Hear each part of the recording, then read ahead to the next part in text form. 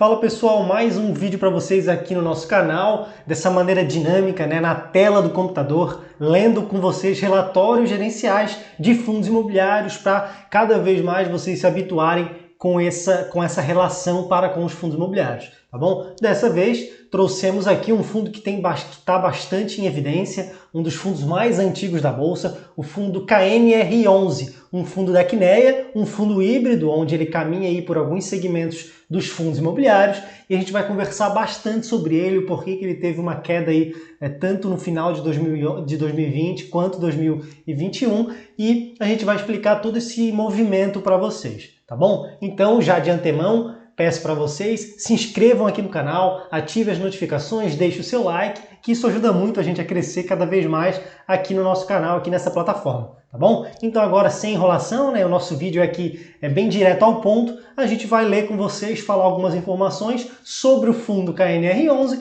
e no final eu vou dar a minha opinião, tá bom? Lembrando que não será recomendação de compra nem de venda de qualquer ativo que eu fale, mas eu vou dar a minha opinião sobre o fundo imobiliário, sobre o meu estudo que eu faço com esse fundo, tá bom? Já estou aqui tanto na tela do Fundos Explorer quanto no do Status Invest para mostrar algumas coisas para vocês. Primeiro, KNR11, pelo código, KNR11, o fundo da Quineia. Aqui a gente consegue observar que a denominação do fundo é realmente um fundo de tijolo mais híbrido, porque ele não é só em um segmento do tijolo, ele é em diversos. A gente vai ver isso no relatório gerencial, então ele é um fundo híbrido. Aqui tem algo muito interessante também, gente. Aqui é a cotação dele, que vem realmente numa decadência, num sentido decrescente bastante alto, bastante expressivo. E aqui, algo que eu gosto de mostrar para vocês. Ele é um fundo muito antigo. Então levem isso em consideração, tá bom? Ele é um fundo muito antigo, ele é um fundo bem consolidado, ele é um fundo muito respeitado, então o pessoal, por toda essa segurança, aceita pagar caro por ele. Então por isso ele já chegou aí a preços de R$170, R$200, tá? Então levem isso em consideração. E hoje ele está num valor, para o valor patrimonial do fundo, bastante baixo.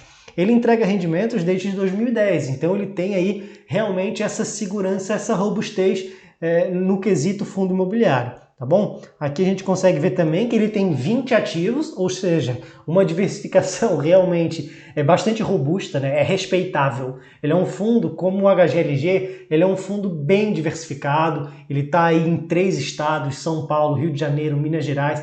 Então ele, em quesito diversificação, ele é impecável. E por ele ser bem diversificado, ter vários imóveis, consequentemente ele vai entregar um pouco menos, tá, gente? Porque ele não tem tanto risco. Então vocês têm que levar isso em consideração.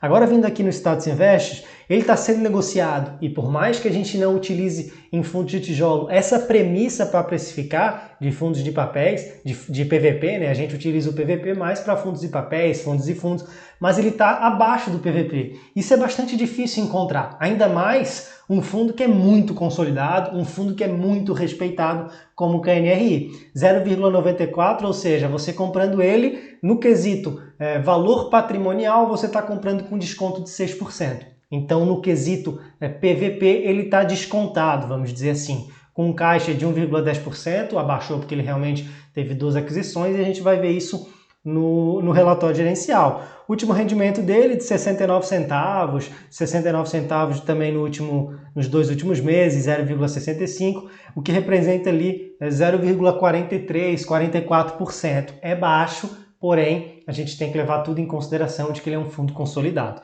tá bom? Agora vamos entrar aí um DI de 5,38% ao ano. É baixo, na minha estratégia, mas eu entendo por que ele é baixo.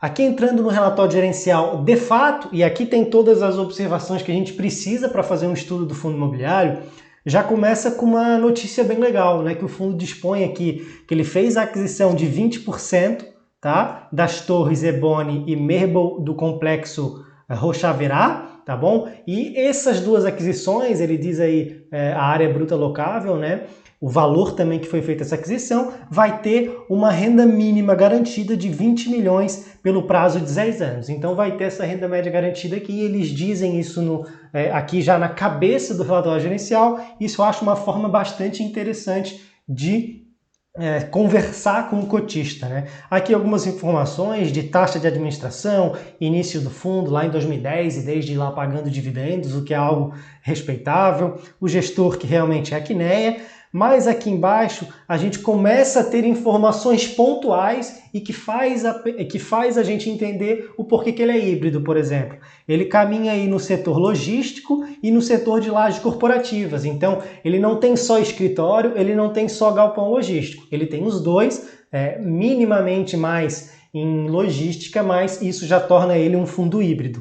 A receita por estado está ali bem explicada, já mostrei para vocês que é São Paulo, Minas Gerais e Rio de Janeiro, tá? Mais concentrado no estado de São Paulo, que aí é quase basicamente o centro econômico do país. Contratos, a tipologia de contrato, 51%, então minimamente mais contratos atípicos, e que isso é interessante, tá? Ter essa proporção de contratos atípicos, contratos que não são regidos por alguma lei, eles são específicos para cada inquilino, são de mais longo prazo, multa maior teoricamente, então aqui é um ponto legal. Revisional de contratos, lado a lado ali, IPCA com o IGPM, isso eu acho bastante legal. Não gosto de ter uma dependência num indexador específico, gosto de ter o paralelo desses dois indexadores. Aqui a vacância realmente preocupa um pouco, mas não relacionada a tudo que vem acontecendo e a todos os pares do mercado, tá? Desde a pandemia, ele realmente, a gente consegue ver que desde março ali, veio com uma crescente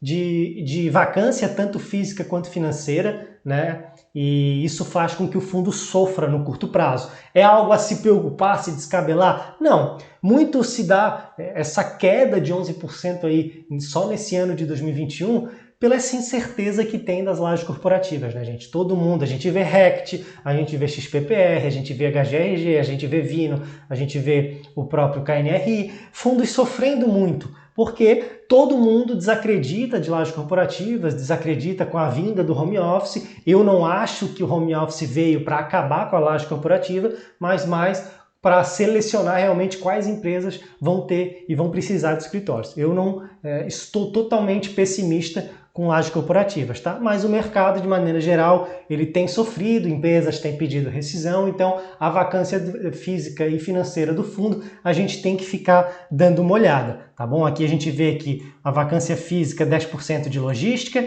e escritório é 16%, então realmente escritório sofreu mais, escritório é 24%, na verdade, se comparado com São Paulo, se somado com São Paulo e Minas Gerais, tá? Olha que interessante, olha a informação que mostra a robustez do fundo. O fundo possui um total de 110 contratos de locação com mais de 80 inquilinos. Gente, é mais de 80 empresas locadas nesses 20 ativos que o KNR tem. Então, lá no final do vídeo eu vou dar a minha opinião, vou dizer o porquê eu não compro esse fundo, mas ele é respeitado, tá, gente? Ele é unânime no quesito qualidade, portfólio. Tá? Eu não tenho ele por estratégia de carteira, por estratégia de investimento, mas assim, olha, indústria, serviços, comércio bastante também, a própria tecnologia que vem com tudo aí está bastante alocada no próprio fundo. Os vencimentos aqui, quase 70% para cima de 2025, então mostra realmente essa tipicidade nos contratos, eu gosto bastante disso.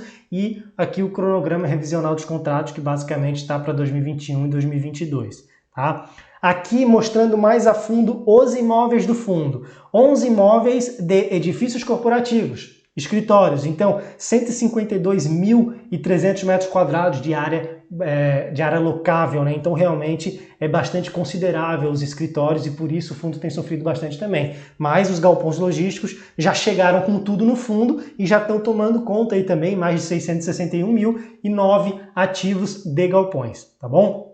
No total, 20 imóveis selecionados em São Paulo, Minas Gerais e Rio de Janeiro. Isso eu já falei para vocês. E mais aqui embaixo, a gente tem de fato quais são os portfólios dos fundos. A gente tem um galpão muito grande em Minas Gerais, deixa eu achar aqui para vocês, ó, de 20 426 metros quadrados. Esse não é nem galpão, na verdade, é esse edifício Corporate Tower, que é muito grande, representa muito no fundo e está lá em Minas Gerais. Depois a gente tem alguns bastante grandes também em São Paulo e Rio de Janeiro, tá bom? Aqui basicamente a gente tem o portfólio do fundo, se você quer ver imóvel por imóvel, identificar ele, usa o Google Maps para ver realmente qual é a localização desse fundo, tá bom? Mas o que eu queria mostrar aqui para vocês? Gente, eu vou voltar aqui pro Kinea, para o KNRI, para o Fundos Explorer, e mostrar para vocês que o fundo entrega dividendo desde 2010. Isso é algo louvável, tá? O que acontece? O Thiago Nigro, como vocês já sabem, no ano passado ele divulgou que zerou posição no KNRI, então ele vendeu todas as posições dele por desacreditar das lajes corporativas, ele migrou para fundos de logística. Isso, devido a toda a influência que ele tem, ocasionou uma debandada também das pessoas que tinham KNRI. Muitas das pessoas confiam cegamente no Thiago Nigro e compartilharam da mesma ideia. Então, saíram também do fundo. Isso ocasionou uma força vendedora muito grande e com essa força vendedora o fundo caiu muito. E o fundo entrou em descrença, vamos dizer assim. E desde então, também somado às vacâncias, somado a todo esse problema de lajes corporativas na pandemia, o fundo tem sofrido. A gente pode encontrar aqui que o fundo já chegou em 52 semanas a R$ 172. Só que hoje está a 146. E agora eu vou explicar para vocês o que eu não compro, por que eu não compro esse fundo, tá? Eu até posso comprar se ele porventura cair muito menos. Ou se porventura a minha estratégia de investimento fosse mais conservadora. Porque com esse fundo aqui, a preocupação é mínima, vamos dizer assim. Ele sempre entregou rendimentos, tem bons inquilinos, tem vários inquilinos, a gente percebeu ali que tem mais de 80 inquilinos. Então, no quesito portfólio, é impecável. Você pode considerar, mas não gosto de laje corporativa e tem ali basicamente 50% de lajes corporativas, 11 imóveis, beleza. Mas o portfólio é impecável. Por que eu não compro? O fundo, para mim, no fundo de tijolo, tá, gente? Eu já deixei a aula aqui para vocês verem. O fundo tem que entrar no modelo de Gordon. Eu analiso o portfólio, óbvio, primeiro de tudo, e depois de analisar portfólio, eu entro num modelo de Gordon que é para precificação. E esse fundo hoje, basicamente, a esse preço que ele está hoje, de R$ 146, de R$ 146,39, ele entrega algo menor do que 6% ao ano, tá bom? Com esse rendimento de 0,69. Então, na minha estratégia não se encaixa. Eu prefiro alguns fundos imobiliários de tijolo, tá? A gente está comparando aqui tijolo, talvez com um portfólio um pouco mais enxuto, ali 10 ativos, 12 ativos, não precisa ser 20, com um portfólio bom, mas que entregue mais, que entregue 6,5%, perto de 7% ao ano. Essa é a minha estratégia. Tá? Você quer um fundo conservador, um fundo que te dê tranquilidade, o fundo está barato em si. Né? Ele está num preço que historicamente ele nunca chegou. Mas eu não gosto, eu me sinto desconfortável com um fundo que não me entregue o que eu prefiro que entregue na minha estratégia. Eu tenho uma estratégia um pouco mais arriscada. Outro ponto que faz eu não comprar esse fundo é um fundo da Kinea. Kinea é uma belíssima gestora, tá, gente? Mas em subscrições só podem participar clientes Itaú, né? E eu não sou cliente Itaú, não tenho corretora no Itaú, não invisto por corretora no Itaú, nem tenho conta no banco do Itaú, eu não poderia participar de subscrições, por exemplo. E a gente sabe que subscrições são bons períodos para a gente aumentar a posição a um preço mais baixo. Então essa é outro momento, outra razão por eu não gostar de incluir esse fundo no meu portfólio, tá bom? Lembrando aqui, não é recomendação de compra nem de venda de qualquer ativo que seja, gente. A gente lê o relatório gerencial, eu falo os pontos positivos, os pontos negativos, tudo na minha visão e, no final das contas, vocês que tomam suas decisões, tá bom? Se você gostou desse vídeo de alguma maneira, curte aqui, compartilhe com os amigos, se inscreva no canal, ative as notificações, que a gente vai se encontrar muito ainda por aqui, tá bom? Um grande abraço e até a próxima!